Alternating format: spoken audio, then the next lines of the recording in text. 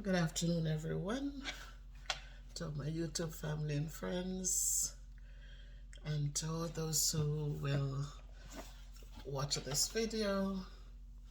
Um, Today, I want to talk about why teachers are leaving the classroom.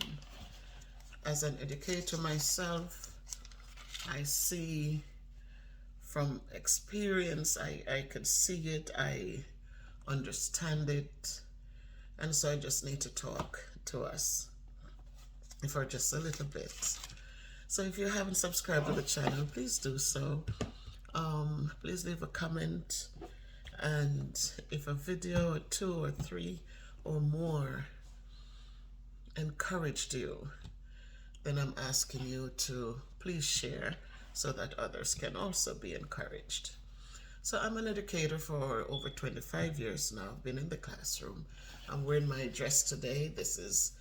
I do t-shirts, I do these things. So this is one of the dresses that I actually have branded. I teach because I care. And I really do care. I really teach because I do care. But as the years go on and you see that year in, year out, it just becomes a little more interesting. I'm not going to say it becomes harder, it just becomes more interesting. And interesting can cover a lot of different things, and that is why I use the word interesting. It would take forever to list all the interesting things. It would take a long time to just talk about different experiences. To take sometimes when you speak, people misunderstand what you have to say, the message you're trying to send, and so you just put it under one umbrella and call them interesting. So we look at Jamaica. Jamaica has a huge exodus of teachers. And where do they come? They run right to the shores of America. And it is my opinion that the reason this happens is Jamaica is not, as in America, that they're not taking the profession of teaching seriously. They're not respecting the sacrifices and all of the things that go into teaching. Teaching is a profession where you must have, in nowadays, you have to have degrees in order to teach. You have to have all these things, and you have to continue learning. You have to continue learning. There is no, you get the job and so that's it. You're good for whatever years until you retire. No, teachers have to keep on learning and doing their professional developments and going above and beyond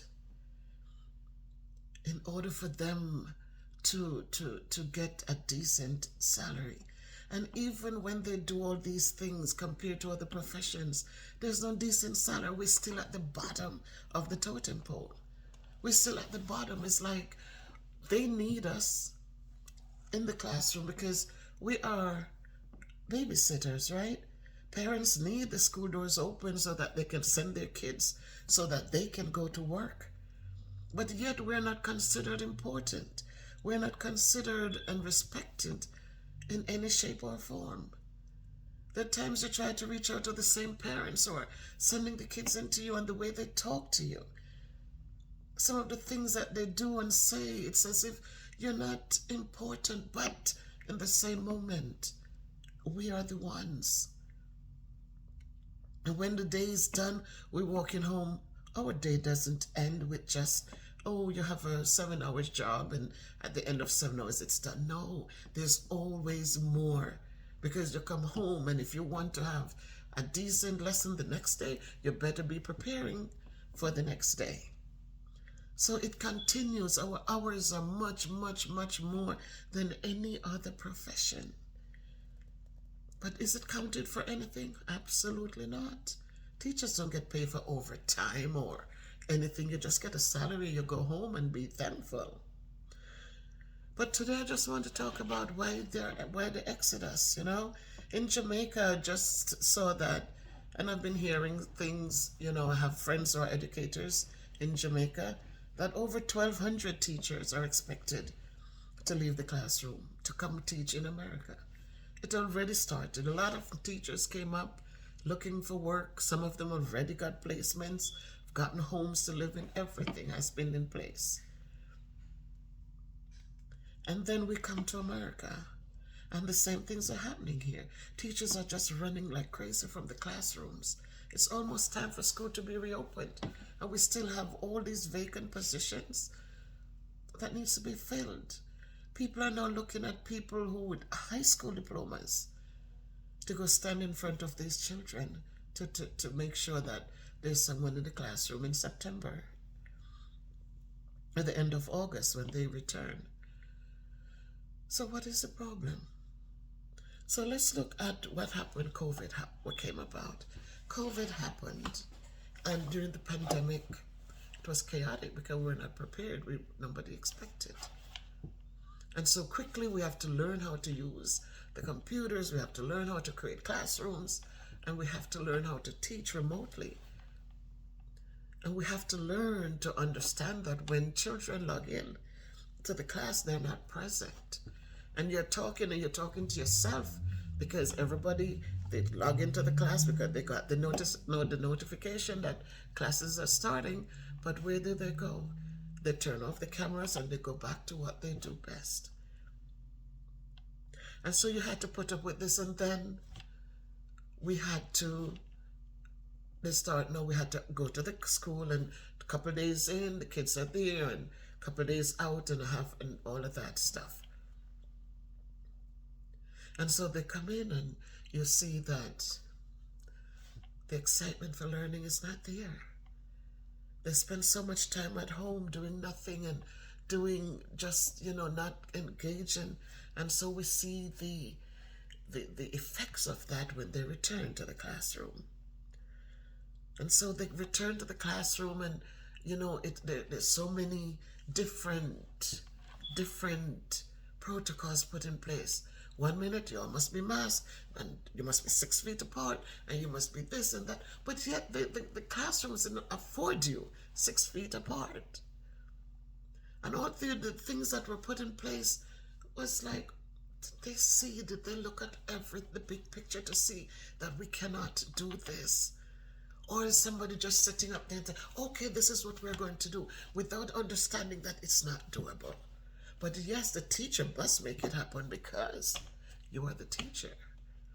And so they come back, and you have to have them sit a certain way, because you cannot have 20-something kids in a classroom and space enough to give 6 feet apart. Undoable, unthinkable.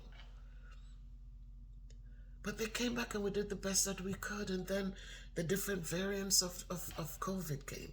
You have Delta, you have Omicron, you have all these sub-variants. The teacher is the one common denominator who has to be there.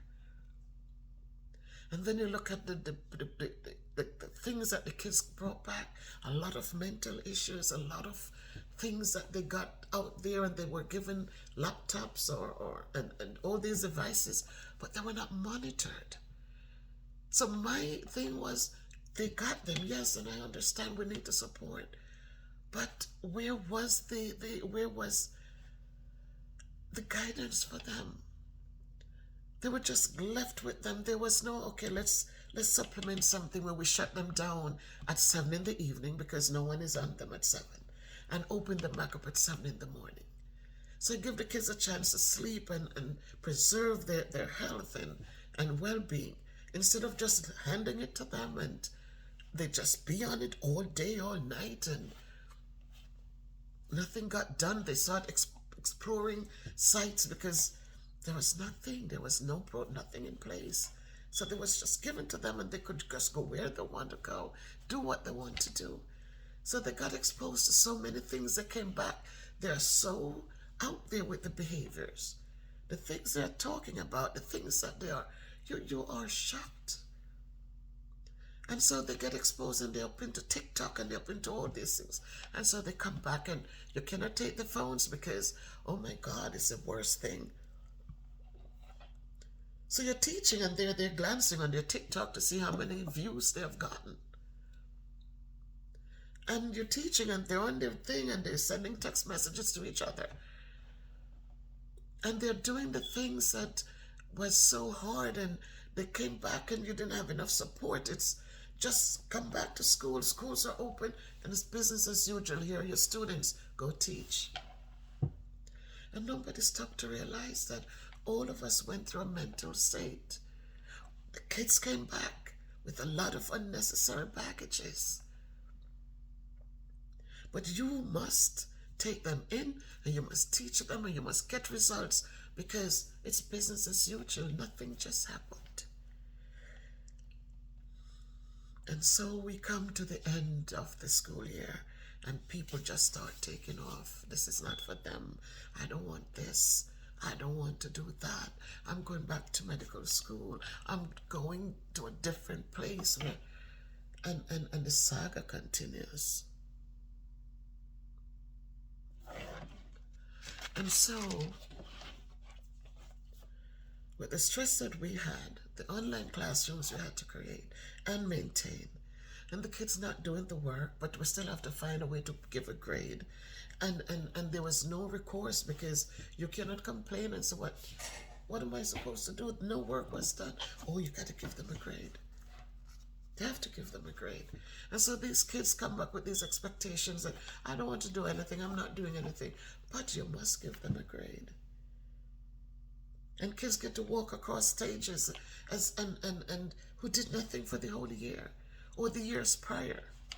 But they get to walk across stage and says, oh yeah, I graduated.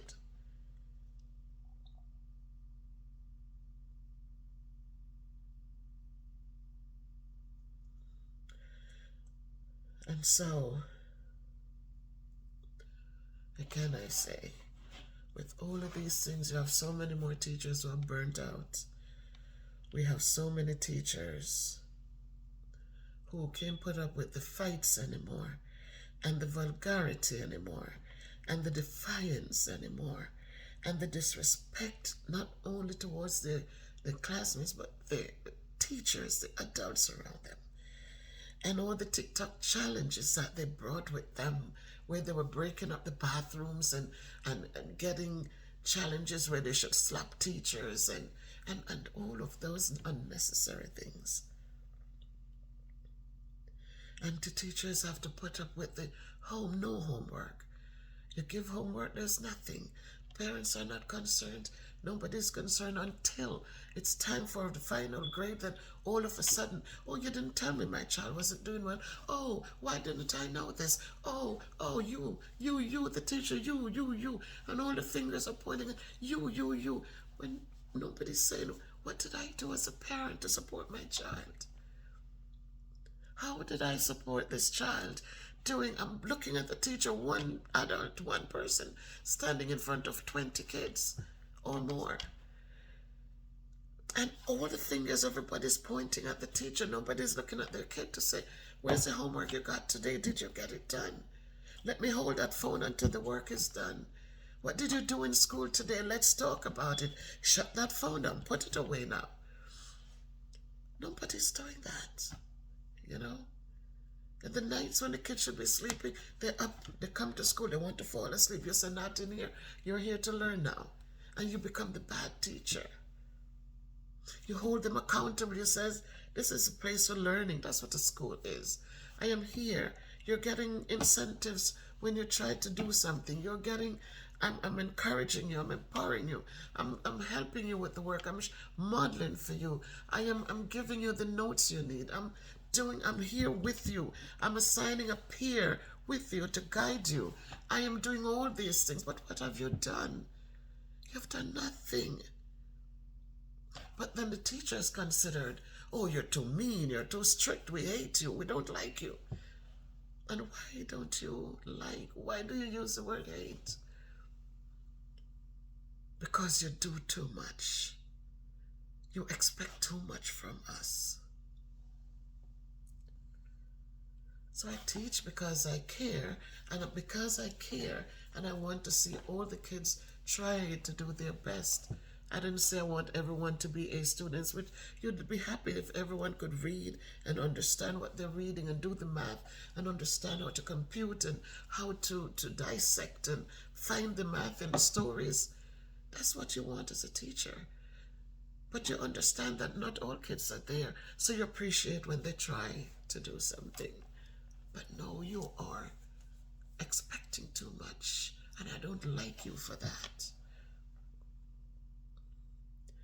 And so teachers walk away. They walk away, they get up, and they walk away without looking back. Because of all of the things, you become burnt out, you become helpless. And then you have a few who stay back because they say, oh, I care. But then, do you get the thoughts? Do you ever feel like it's time to move on? No homework. When they take the test, you see the scores that come back, that they're not vested in what they're doing.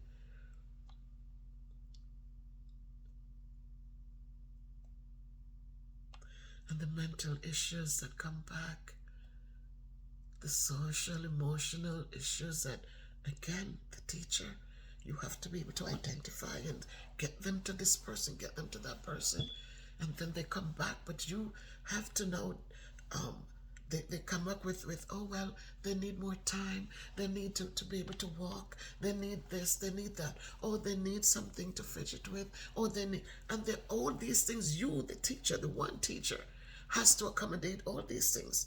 Because you have to remember that Michael needs 5 minutes break after every 10 minutes of teaching. And you have to remember to give Johnny his thing so he could fidget instead of learning. And you have to remember that this one cannot sit next to this one. And you have one person. You have to make sure that you are remembering all these things instead of just teaching. And so, yes, we want to give support, and we have to give support. But wouldn't it be nice if we have a second person in each classroom with you, so that while you are teaching and you're expected to teach a curriculum and try to break it down so the kids can understand something, that there's somebody else who can remember that John needs this and Mary needs that, and all the other things that they've been unloading on teachers. So much more things, that programs that people were hired to teach that one program. And then you went back after the pandemic and, hello, this is you have to teach this about college readiness, you have to teach. And everything becomes on the teacher. You have to be responsible. You have to be accountable. So gone are the days when you were able to just do the things you need to do, and so that the kids could be successful. And now you have to make sure that you put everything in place. So for all the teachers who are leaving, I understand. I am still here, and I'm going to try to be here as we go along. I also want us to be reminded that there are people who are sitting there, oh, what are your teachers talking about? What are you complaining about? Because you get paid during the summer, you do nothing. I want to make sure that I say this loudly and clearly, that a teacher's salary in the summer is not monies that anyone gives to us differently. If our salary, when they hire us, if our salary is $50,000 for the year, that's all we get for the entire year. It is being divided, so we get paid every 2 weeks. So we'd get 26 paychecks for the year. At the end of the year, we don't get 30 paychecks because we got our 26 checks, which was 50,000, and then the government gives us 4 more paychecks. That's not how it works. It's that same 50,000 that's being divided into increments, so that each 2 weeks we got a check. And for 26 weeks, which includes the weeks in summer, we still get paid. There are teachers who take 20 paychecks, and those 20 paychecks means that at the end of 10 months, they have gotten their full salary. So there's nothing more for them to look forward to after the summer. They get summer school jobs, or they get something else, Walmart or Amazon. They go at that and they suffice themselves for the summer. But there's no extra pay. We don't get paid for the summer. The people, one friend I have in Jamaica, whom when I said it to her, she was shocked. She said, "Wait a minute. They talk about we on standby for the summer, and if they need us, we have to come, but we don't get paid for the summer. We really don't. All the monies work out to what they offer you when they sit with you after that interview, and they say, I'm offering you a position, this is your salary, these are your benefits." But there's no extra monies, anything for teachers. We get the lowest pay. We are commanded to do so much more. Our job, you don't know what your job is, because it's not just to go in and I'm hiring him to teach math. It's never just going and teaching math. There's so much more that comes in with that you're responsible for. And so, task is not easy, but some of us gonna stick it out. And I hope that as I continue on, I'll get in there and I will continue to enjoy what I do. And it's tough, but we continue, and because the kids need us, and you just hope that they'll come with that positive, respectful mind, and those parents who are encouraging the negative behaviors will stop and start speaking positively to their children, so that the kids know how to speak to adults and their classmates when they come. You cannot tell kids that nobody should talk to you because they're not your mother, you're not your father. You can talk to kids like that and tell them, you want to use the bathroom, just get up and go. But when things happen, you need somebody to support your child. Then you're looking at the same teacher that you're teaching them to be disrespectful to, and want those teachers to bend over backwards. And yes, I'm going to, because he's such an awesome young person. You have to teach your kids to love, to respect, to stop and listen before they open their mouth, and think before they speak, and understand that a soft answer turneth away wrath. When they get caught doing things, don't start with the lies and, "I didn't do anything. What are you looking at me for? They're talking to you." Then just teach your kids to say, "I'm sorry. I should have been paying attention." And everything ends. They don't need to point out Jack or Jill. They need to be responsible for themselves. But today I had to speak because I see that it's going to be a dark day. When now you're just taking up anybody, a high school diploma, to put in the classroom. Yes, they're going to be getting so much less money. So much less. When you offering a person with a degree, a bachelor's degree, you're offering them a substitute teacher's salary of a little bit of money. It used to be 30 days, and then on the 31st day you get what the beginning teacher salary is. Now you put it at 100, and how many days you gotta teach? We work for 180 something days, teach for 180 something, and now you're putting it over 120 days for you to get that little bit of nothing. Just a little bit of nothing you're gonna get, and for them to do the same work that a trained teacher is doing. The same work. They have to pick up the curriculum, they have to teach it, they have to take kids to lunch, they have to do attendance, they have to be responsible for all things. And if they don't work, they don't get paid. There's no benefits. How you expect to get people to do work? No benefits, nothing. You're just gonna come in and you're doing exactly what the trained teacher is doing, and all you're getting is a little bit of nothing, and then you work for all those days, and at the end, you're gonna get 60 days only of a decent pay, and you say, "My God, when will it end?" It's just overwhelming. But people, let's pray, let's hope, and let's pray that when school starts, that the kids do not come into empty classrooms, but they will have somebody standing in front of them. Encourage your kids to be respectful and kind and decent, and know that love begets love, respect begets respect. They should know when every adult come in wanting the best for them. So they should understand that, let them also come in wanting the best for themselves. And let's work together as a team, and so that we can get things done. All right? So onward and upward, everybody. Be good to yourselves. And again, the children are our future. We have to make sure that we are putting the planting the seeds in them so that they can blossom and bloom. Just like these beautiful flowers have blossomed and bloomed into beautiful things, then we want our children to also blossom and bloom into beautiful things. So, my people, I'm in the workstation and I just needed to reach out and to just say to us, the profession of teaching is not an easy task. It's never an easy task. One adult working with 20 kids is never easy. Think of you as a parent with one child, and you just imagine you tell that child, please take the garbage out. You said it the first time. And then you walk outside, and then you come back, the kid is still there on the game, and they're playing the game and disregarding. And I want you to be honest with yourself and say, and tell me if you feel good. If when you speak to that child the second time or the third time, it's going to be, come on, John, take out the garbage. Or is it going to be, John, I just spoke to you. You need to take the garbage out. Our voices have to change. The tone does change. And because the tone changes doesn't mean that you're hateful of anyone's children.